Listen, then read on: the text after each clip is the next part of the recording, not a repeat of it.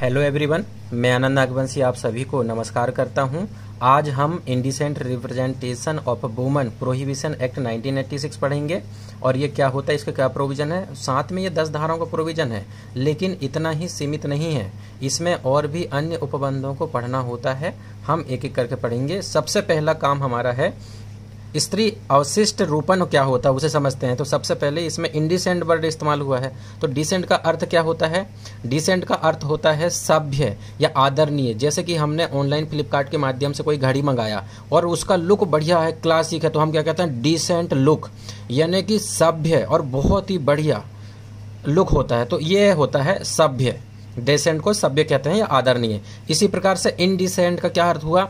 असभ्य, जो कि शोभा ना देता हो। जैसे कि हमारे यहाँ गाँव में कहावत होती है कि जब दो लोग बात कर रहे हो तो तीसरे को टांग नहीं अड़ाना चाहिए, तुमको यह शोभा नहीं देता छोटे को बात करना बीच में। तो ये क्या हुआ? इनडिसेंट, इनडिसेंट हो गया उसका अर्थ। अब यहाँ पर जो हमारा अधिनियम है उसमें जो प्रयोग किया गया शब्द, उसका क्या अर्थ होता है? स्त्री अशिष्ट रूपन।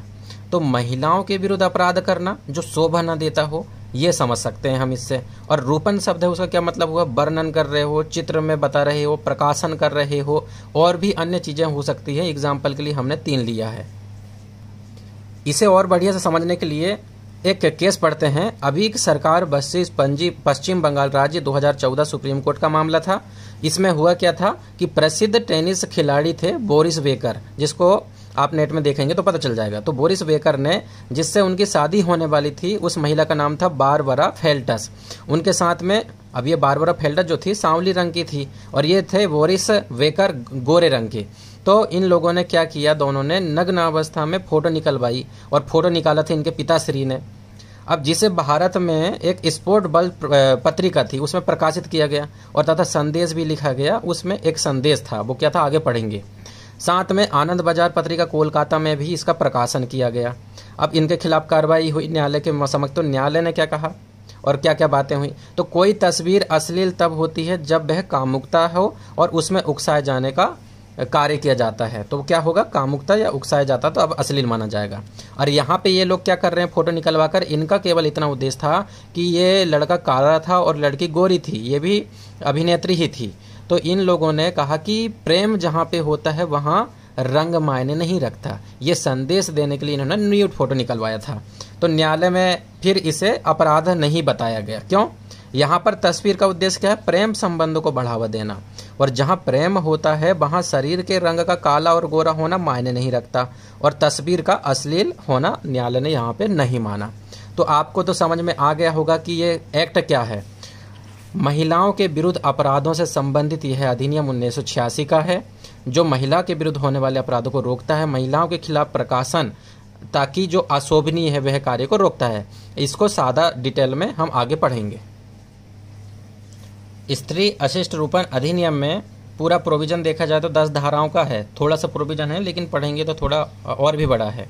ये कब इन्फोर्समेंट में आया था? तो राष्ट्रपति की स्वीकृति 23 दिसंबर को हुई थी और इन्फोर्समेंट हुआ था 2 अक्टूबर 1987 को। इस बात को याद रखिएगा, प्री में आने का है ये 2 अक्टूबर 1987। स्वीकृति नहीं आती है ज़्यादातर। धारा 3, 2, 1 और 2 तो पढ़ेंगे प्रारंभिक और परिभाषा के बारे में। पहले पढ़ते हैं 3। धारा 3 क्या बोलती है? अशिष्ट रूपन करने वाले विज्ञापन का प्रतिषेध। जो महिलाओं के खिलाफ अशिष्ट रूपन करेगा उनको रोका गया है। कहाँ पे? Prohibition of advertisement containing representation indecent representation of woman, इसको रोका जा रहा है। कहाँ पे? 4 में, सॉरी 3 पे। 4 क्या कहता है? पुस्तक, पुस्तिकाओं आदि के प्रकाशन, डाक या डाक द्वारा भेजने के बारे में प्रतिषेध है। महिलाओं के विरुद्ध अगर अपराध करोगे, पुस्तक में लिखा जा रहा है, पुस्तिकाओं में लिखा जा रहा है, आदि के माध्यम से प्रकाशन हो रहा है, डाक द्वारा भेजा जा रहा है, तो उसे रोकता है धारा 4। ठीक है। विज्ञापन वाला हो गया 3 और पुस्तक पुस्तिकाओं वाला हो गया 4। 5 क्या बोलता है? 5 से याद रखिएगा प्रवेश। ठीक है। तो यहाँ पे सख्ती दी गई है, 2 जगह सख्ती दी गई है। कहाँ कहाँ? एक धारा 5 में और एक धारा 10 में। धारा 5 कहता है प्रवेश करने की और तलाश लेने की, इंटर और सर्च करने की शक्ति है। किसको है?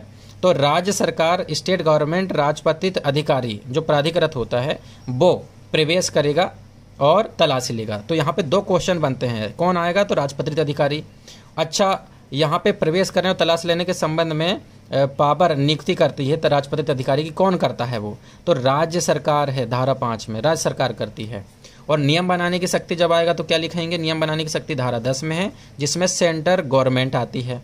तो स्टेट गवर्नमेंट 5 में है और सेंटर गवर्नमेंट 10 में है। इस बात को आप याद रखिए। अच्छा, एक अन्य बात और, महिला के विरुद्ध यहाँ पे अपराध है, तो क्या केवल पुरुष अपराध करता है? यहाँ पे महिला अपराध नहीं कर सकती। महिला के खिलाफ ही कोई प्रकाशन कर रही है और महिला ही कर रही है, तो क्या फंसेगी महिला? तो यहाँ पे स्त्री और पुरुष दोनों अपराध कर सकते हैं, बोथ दोनों ही आएंगे यहाँ पे। जब ये लोग अपराध करेंगे तो इनको अपराध के लिए पेनल्टी देना पड़ेगा, तो धारा 6 में पेनल्टी की बात है। उसके बाद में धारा 7 कंपनी द्वारा अपराध किए जाने से संबंधित है, ऑफेंस बाय कंपनीज। अब आपको याद भी आ रहा होगा कि कंपनी द्वारा अपराध नेगोशिएबल इंस्ट्रूमेंट एक्ट में भी हमने पढ़ा है, 138 के बाद 141 में इसके बारे में प्रोविजन है।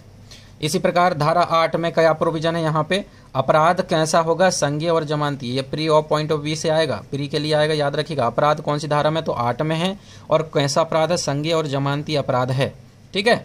अच्छा, यहाँ पे संरक्षण किन लोगों को मिला है, तो सरकार को, चाहे केंद्र की हो या राज्य की हो, अगर कार्रवाई सद्भावपूर्वक की है तो ये इनको संरक्षण मिलता है।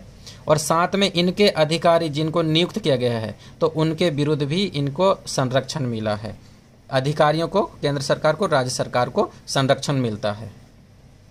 किस प्रोविजन में, धारा 9 में प्रोविजन किया गया है सद्भावपूर्वक की गई कार्यवाही के लिए संरक्षण। आइए थोड़ा डेफिनेशन क्लोज देख लेते हैं क्या कहता है। डेफिनेशन क्लोज में कहा गया है विज्ञापन के अंतर्गत क्या आता है। सबसे महत्वपूर्ण तो यहाँ पे है सी याद रखिएगा क्या है यहाँ पे, स्त्री अशिष्ट रूपन क्या होता है। अभी पढ़ते हैं विज्ञापन। विज्ञापन के अंतर्गत क्या क्या आता है, कोई सूचना आएगा, परिपत्र, लेबल, रैपर या अन्य दस्तावेज, और इसके अंतर्गत प्रकाश, ध्वनि, धुआं, गैस के माध्यम से किया गया कोई दृश्य रूपन। विज्ञापन में ये सारी चीजें आ जाएंगी। ठीक। वितरण को क्या बोलते हैं, एडवर्टाइजमेंट। एडवर्टाइजमेंट में क्या क्या आएगा कि अंतर्गत नमूने के तौर पर चाहे या मुफ्त या अन्यथा वितरण अगर किसी को आप करते हो तो वो वितरण में आएगा। नॉर्मल तो वितरण आता ही आता है, किसी को कोई चीज देना महिला के विरुद्ध है जो, साथ में उसका नमूनी या कॉपी, नमूना मतलब कॉपी ये देते हैं तो ये भी वितरण में ही आ जाएगा। ठीक है। अब इसमें आता है स्त्री अशिष्ट रूपन। तो इसमें क्या अर्थ होगा स्त्री अशिष्ट रूपन का, तो इसमें आ जाएगा जो निम्न में से किसी भी रूप में स्त्री का चित्रण करेगा, मतलब महिला के, स्त्रियों की आकृति के आकार को लेकर, उनके रूप को लेकर, या शरीर को लेकर, या शरीर के किसी अंग को लेकर क्या किया जा रहा है, रूपन, अशिष्ट रूपन। तो इसमें क्या क्या होता है, इसका प्रभाव क्या होगा। ये चीजें जो आकृति, रूप, शरीर, अंग के बारे में आप चित्रण कर रहे हैं वो अशिष्ट हो, यानी कि शोभनीय ना हो, अपमानजनक हो, महिला के खिलाफ हो, निंदनीय हो, जिसकी निंदा होती हो, लोक नैतिकता, पब्लिक मोरालिटी के विरुद्ध में हो, नैतिक आधारों के विकृत हो, और साथ में भ्रष्ट टाइप का हो चित्रण जो है, या क्षति होने की संभावना हो। तो ये सारे आधार 1 2 3 4 5 6 7 आधार हैं यहाँ पे बताया गया है। पढ़ता हूं मैं, आप देखिएगा। किसी स्त्री की आकृति, उसके रूप या शरीर या उसके किसी अंग का किसी ऐसी रीति से रूपन चित्रण करना अभिप्रेत है जिसका प्रभाव अशिष्ट हो, जो स्त्रियों के लिए अपमानजनक हो और निंदनीय हो। यही चीज हमने यहाँ पे लिखा है, आपको समझ में आया होगा। आइए अब धारा 3 पढ़ते हैं। धारा में 3 के प्रोविजन क्या हैं। स्त्री अशिष्ट रूपन अंतर्विष्ट करने वाले विज्ञापनों का प्रतिषेध। कोई व्यक्ति कोई ऐसा विज्ञापन जिसमें किसी भी रूप में स्त्रियों का अशिष्ट रूपन अंतर्विष्ट है प्रकाशित नहीं करेगा या प्रकाशित नहीं करवाएगा, मतलब खुद भी नहीं करना, किसी और से करवाना है प्रकाशन, और उसके प्रकाशन या प्रदर्शन की व्यवस्था नहीं करेगा, व्यवस्था भी नहीं करना है, या उनमें भाग नहीं लेगा। यदि इन चारों कामों में से कोई भी करते हैं तो आप अपराध में फंस जाएंगे। फिर जो दंड इसमें प्रोविजन किया गया धारा 6 में, इसके कंटेंट क्या बन जाएंगे आपको ऐसे बताना है। कोई व्यक्ति होना चाहिए, ऐसा व्यक्ति विज्ञापन प्रकाशित नहीं करना चाहिए, आवश्यक तत्व हैं ये। खुद प्रकाशित ना भी करे तो अन्यों से भी ऐसा नहीं करवाना चाहिए, अथवा ऐसा व्यक्ति द्वारा प्रकाशन या प्रदर्शन की व्यवस्था नहीं करना चाहिए, या इनमें भाग नहीं लेना चाहिए, अर्थात ऐसे व्यक्ति पर प्रतिषेध करता है धारा 3।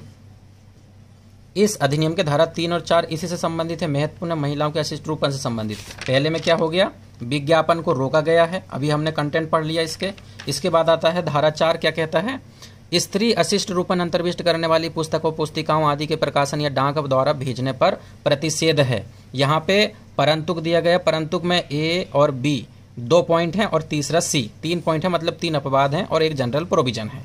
जनरल प्रोविजन क्या कहता है, फिर हम इसको पढ़ते हैं। जरा मैंने बढ़िया से कंटेंट बनाया है, उसको पढ़ लेते हैं।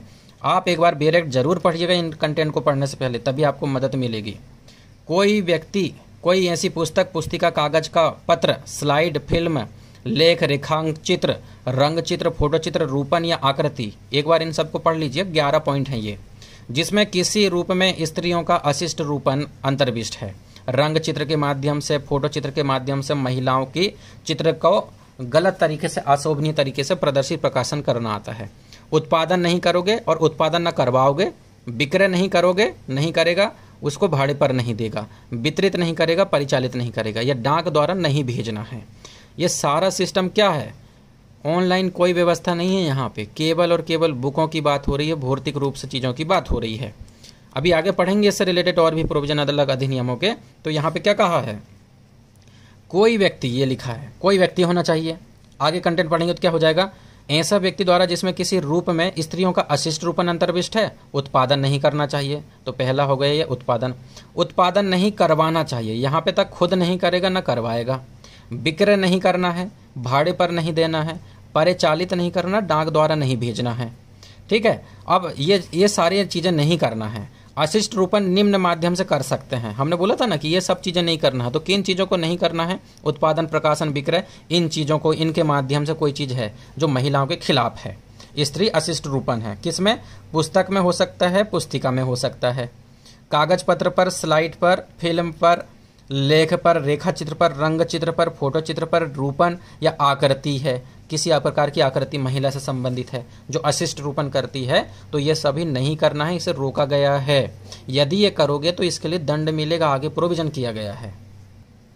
अब इनके बारे में प्रोविजन किया गया है अपवाद में। क्या बोला गया है, पहला A, B, C, A में 2 पॉइंट है और B में 2 पॉइंट है, C में केवल 1 है। C क्या बोलता है, ऐसी फिल्म को लागू नहीं होगा जिसकी बाबत चलचित्र अधिनियम 1952 के भाग 2 के बंद लागू होते हैं। जहां पे चलचित्र अधिनियम के माध्यम से किसी को अधिकारिता दे दी गई है और उसने फिल्म बनाया है, तो वहां पे ये कार्य नहीं करता। पहला तो चलचित्र अधिनियम 1952 में कार्य नहीं करता। अब A और B पॉइंट पढ़ते हैं।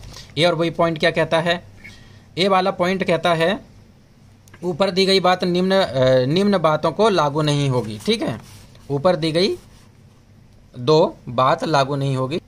किन किन चीज़ों को, लोक कल्याण में अगर प्रकाशन हो रहा है या सर्वसाधारण संबंधी बातों से संबंधित है। तो जैसे कि अभी जो केस पढ़ा था अपन ने अभी वाला, तो वो सर्वसाधारण से संबंधित हो गया ना, काला रंग गोरा रंग वाला।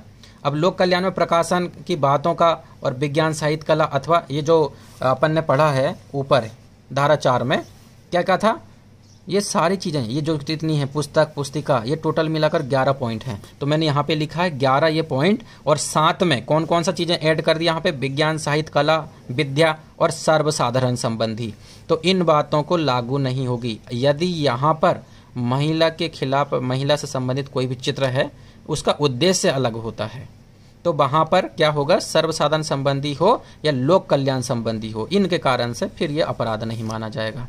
दूसरा, जो सद्भावपूर्वक धार्मिक प्रयोजन के लिए रखी या उपयोग में लाई जाती है, तो वो भी नहीं आएगा। लेकिन आपको पता होगा एक लक्ष्मी बम पहले आता था, उसको फोड़ते थे लोग, जिसमें माता लक्ष्मी की मूर्ति थी। तो क्या ये इस अपराध में आएगा, क्योंकि वो देवी थी एक, तो ये यहाँ पे नहीं आएगा। कारण उसका है क्योंकि वो एक देवी हैं और ये धर्म से संबंधित बात है, ये स्त्री के विरुद्ध अपराध से संबंधित बात नहीं है। लेकिन लक्ष्मी बम को आज बंद कर दिया गया है अन्य कारण से, क्योंकि धार्मिक ठेस पहुंचाता था, तो वो एक अलग आधार में बंद हुआ है। लेकिन यहाँ पे एक अलग कंडीशन रहेगी, जो सद्भावपूर्वक धार्मिक प्रयोजन के लिए रखी गई है, तो वहाँ पे स्त्री से संबंधित अपराध नहीं माना जाएगा। दूसरा आता है अपवाद में, किसी ऐसे रूपन को लागू नहीं होगी जो प्राचीन हो।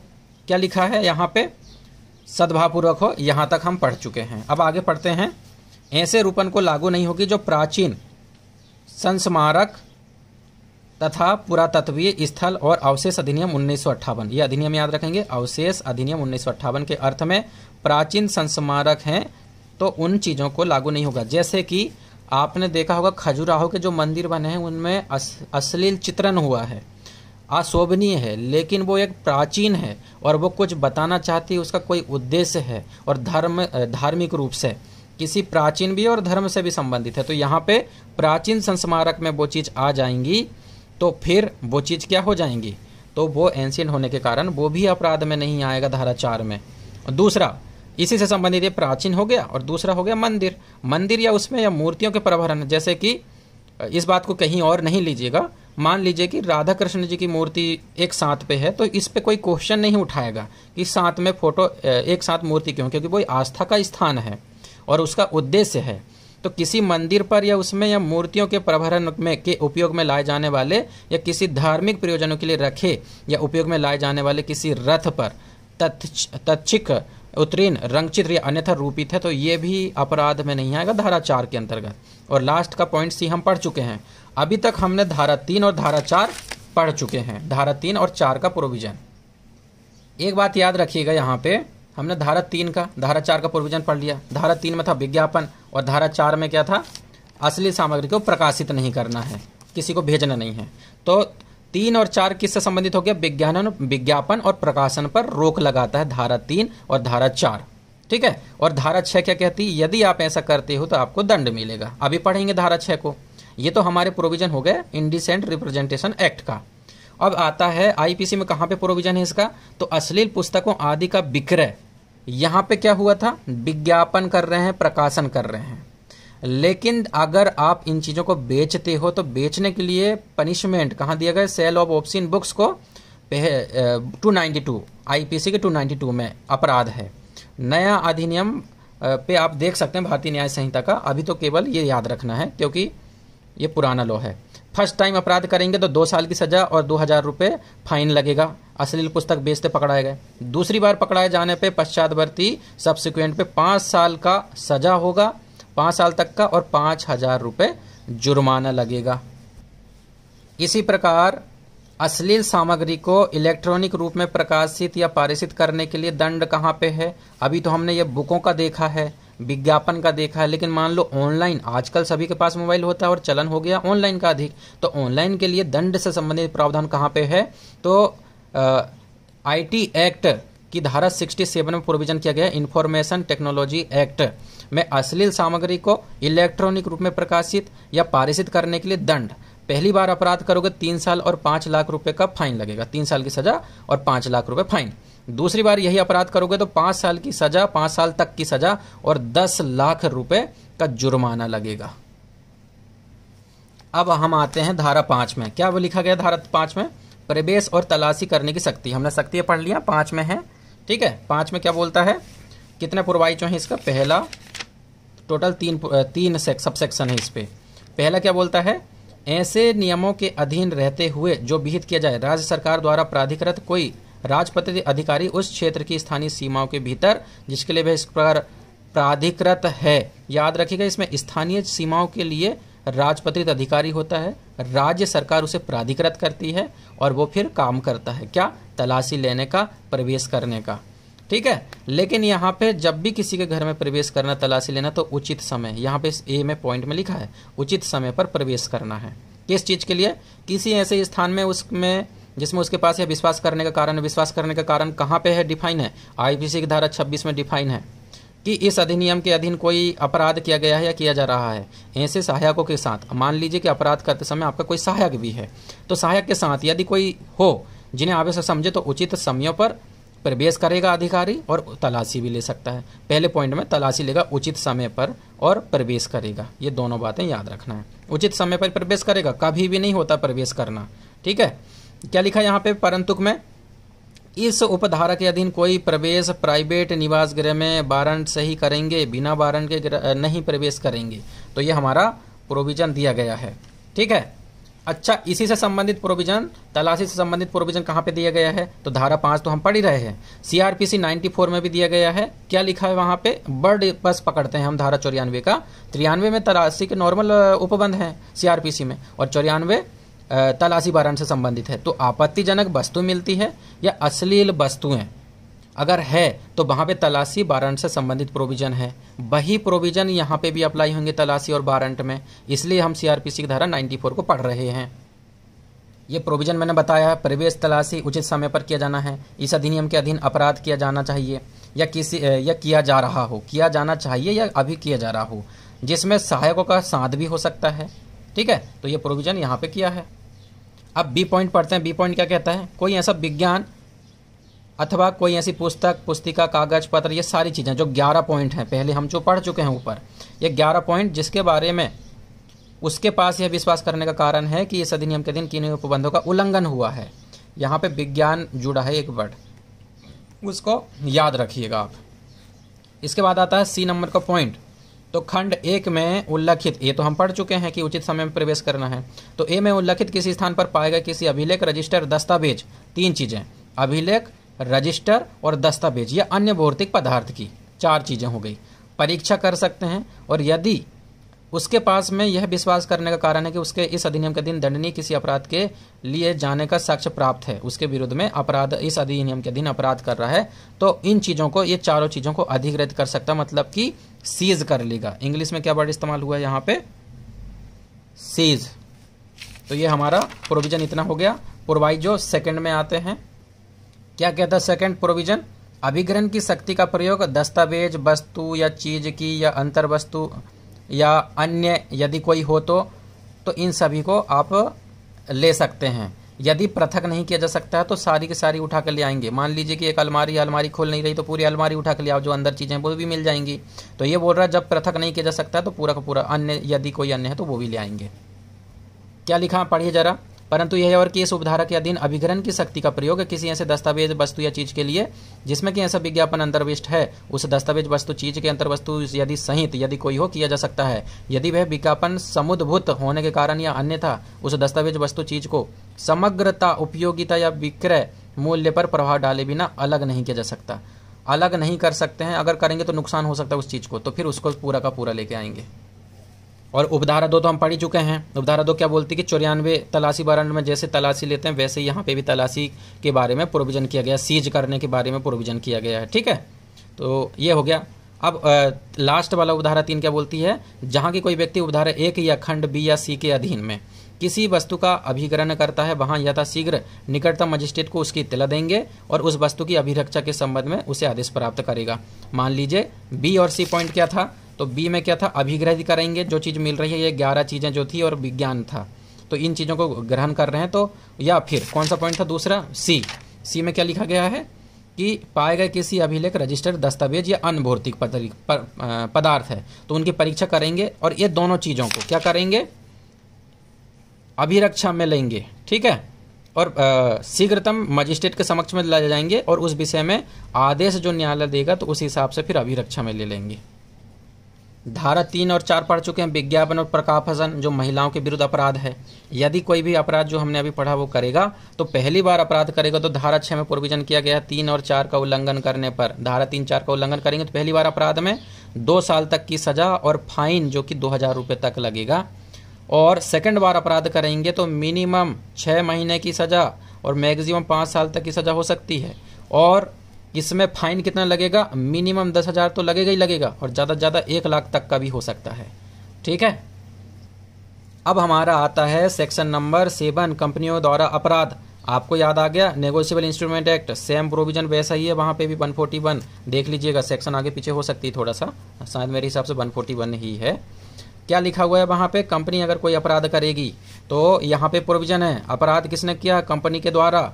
उस कारोबार के संचालन के लिए किसी कंपनी का बाहर साधक था, उस समय कोई उत्तरदायी व्यक्ति था और कंपनी तब, और ऐसे में ये बाहर साधक, उत्तरदायी और कंपनी दोषी मानी जाएंगी और इनके खिलाफ में कार्रवाई होगी और जो कार्रवाई होने के बाद में दंड मिलेगा इनको, उचित दंड। लेकिन दंड कहाँ पे नहीं मिलेगा? जब ये भागी नहीं है, यदि साबित कर देते हैं, ये दंड के भागी नहीं होंगे अगर साबित कर देते हैं कि जो अपराध हुआ जानकारी के बिना हुआ है या हमने सम्यक सावधानी बरती थी फिर भी अपराध हो गया है, तो वहां पे इनके खिलाफ में कार्रवाई नहीं चलेगी। ये बात कहाँ पे लिखी है? ये परंतु में लिखा है, यहाँ लिखा दंड देंगे और यहाँ लिखा नहीं देंगे। इस उपधारा की कोई भी बात किसी ऐसे दस्तावेज को दंड का भागी नहीं बनाएगी यदि यह साबित कर देता है कि अपराध उसकी जानकारी के बिना किया गया था या उसने ऐसा अपराध किए जाने के निवारण के लिए सम्यक तत्परता बरती थी। तो 2 पॉइंट हमने यहाँ पे लिख लिया। अब उपधारा 2 क्या कहती है? अपराध किसने किया है? अपराध कंपनी द्वारा किया गया है, यह साबित भी हो गया है और इसमें साबित है कि कंपनी में अपराध निदेशक, प्रबंधक सचिव या अन्य अधिकारी की सहमति या मौनानुकूलता पे या गलती, नेग्लिजेंसी के कारण हुआ था। तो चारों के खिलाफ, कौन कौन? निदेशक, प्रबंधक या अन्य अधिकारी रहा हो जिसकी सहमति से हुआ है या मौनानुकूलता या उपेक्षा से हुआ है, 1 2 3 4 5, तो इन चीजों में इनके विरोध में कार्रवाई होगी, जो भी रहेगा दंडित किया जाएगा। ठीक है, और यहाँ पे स्पष्ट कर दिया स्पष्टीकरण में कि कंपनी में क्या क्या आएगा, तो कंपनी के अंतर्गत फर्म आएगा, फर्म भी आता है, इस बात को याद रखिएगा। ठीक है, और निदेशक से उस फर्म का भागीदार भी अभिप्रेत है। अब हमारा लास्ट प्रोविजन आ जाता है धारा 10, नियम बनाने की शक्ति। किसको है नियम बनाने की शक्ति? हमने बताया था केंद्र सरकार को। कैसे बनाती है नियम? जब भी कोई कानून में बनाएगी नियम तो राजपत्र में अधिसूचना द्वारा जारी कर देगी उस नियम को। अब ठीक है, यहाँ पे क्या लिखा है उपधारा 2 में, विशिष्टियां और पूर्वगामी शक्ति की व्यापकता का प्रतिकूल प्रभाव डाले बिना ऐसे नियमों में निम्नलिखित सब यकीनी विषयों के लिए उपबंध किया जा सकेगा। वह रीति जिससे कि विज्ञापन या अन्य वस्तु का अधिग्रहण किया जाएगा, वह रीति जिससे कि अधिग्रहण की सूची तैयार की जाएंगी और उस व्यक्ति को दी जाएंगी। जब भी किसी से कोई चीज अधिग्रहण की जा रही है तो उसकी सूची बनाएंगे कि ये चीज अधिग्रहण की गई है और जिसकी अभिरक्षा से अधिग्रहण की गई है, विज्ञापन या अन्य वस्तु उस अभिक्रदित की गई है, तो वहां पे क्या किया जाएगा, अभिग्रहण करने वाले अभिरक्षा वाले व्यक्ति को उसकी कॉपी देंगे, जो भी चीजें हैं। ठीक है, सूची देंगे। बी, कोई अन्य विषय जो विहित किया जाना अपेक्षित हो या विहित किया जाए वो भी इसमें आएगा। साथ में सब सेक्शन 3 में इतनी बस याद रख लीजिए, जब भी कानून सरकार ने बनाई है केंद्र ने, तो उच्च सदन और निम्न सदन दोनों के पास में लोकसभा राज्यसभा के सामने रखती है और प्रत्येक के पास में 30 दिन, प्रत्येक सदन के पास में 30 दिन के लिए रखा जाएगा। ठीक है, अभी एक सत्र में पूरे हो सकते हैं, 2 सत्र दोनों सदन में रखने में और भी सत्र की आवश्यकता हो सकती है, 2 या 2 से अधिक अनुक्रमिक सत्रों में पूरी हो सकेंगी। ये इतना महत्वपूर्ण प्रोविजन है, इसे याद रखिएगा। किंतु नियम के ऐसे परिवर्तन निष्प्रभाव होने से उसके अधीन पहले की गई बात की विधि मान्यता पर प्रतिकूल नहीं पड़ेगा। इसमें 2 ही बातें याद रखना, 30 दिन का और 2 या 2 से अधिक सत्रों में पूरा किया जाएगा। कानून कौन बनाएगा? प्री में यही आएगा, केंद्र सरकार। तो राज्य सरकार कहाँ था और केंद्र सरकार कहाँ, इसको याद रखिए। 5 में क्या था? राज्य सरकार है, किसकी नियुक्ति करती है? राजपत्रित अधिकारी की, इसी के प्राधिकार में फिर काम करती है वो। ठीक है, गजट में अधिसूचना द्वारा बनाएगी। अब यहाँ पे नियम बनाने की शक्ति किसकी है? तो सेंट्रल गवर्नमेंट की। 5 में है स्टेट गवर्नमेंट और 10 में है सेंटर गवर्नमेंट। इस बात को याद रखिएगा। आशा है कि आप सभी को बढ़िया से समझ में आया होगा और सारे माइनर एक्ट जो राजस्थान जुडिशरी से संबंधित है सभी को करेंगे। आप चाहें तो टेलीग्राम ग्रुप में जुड़ सकते हैं और आपको अवेलेबल नोट्स हो जाएंगे वहाँ पे और सभी प्रकार के वीडियोस आपको मिलते रहेंगे। आप सभी का बहुत बहुत धन्यवाद।